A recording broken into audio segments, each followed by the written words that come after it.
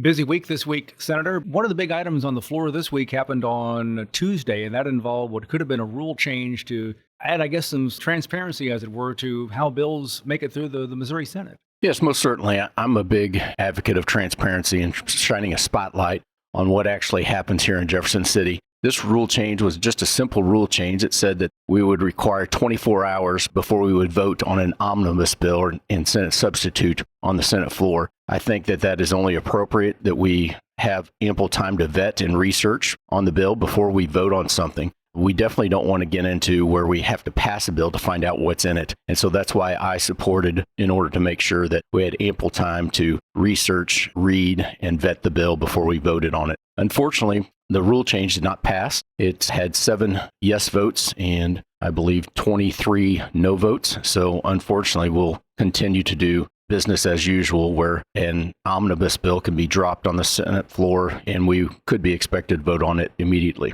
You point out a good thing there, and that is the difference between Congress and, in this case, the state Senate, where in Congress there are oftentimes multiple thousand-page bills, but in this case, still rather big bills, but not the size of what they see in D.C. That's right. Like I said, I'm a big advocate for transparency, and we actually heard from some senators yesterday that they don't read the bills that come up on the Senate floor. I read every bill that comes up on the Senate floor, and sometimes it's very hard to do that if we don't have ample time in order to read the bill before we take it up for a vote when an omnibus bill is dropped at the last minute. A lot's been talked about the new Freedom Caucus that you've joined, that pretty much aligning with a lot of your values, the way you look at things in terms of legislation. Yes, I'm a proud founding member of the Missouri Freedom Caucus. A lot of their priorities line up with my priorities, whether it's IP reform and election integrity, personal property tax cuts, and reducing spending. These are 3 bills that I have filed in order to, what I think make Missouri a better place to work and live.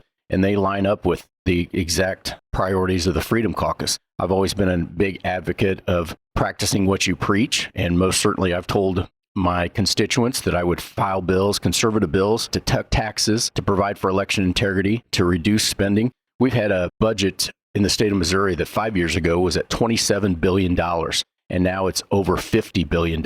We really need to rein in our spending and return those dollars to taxpayers.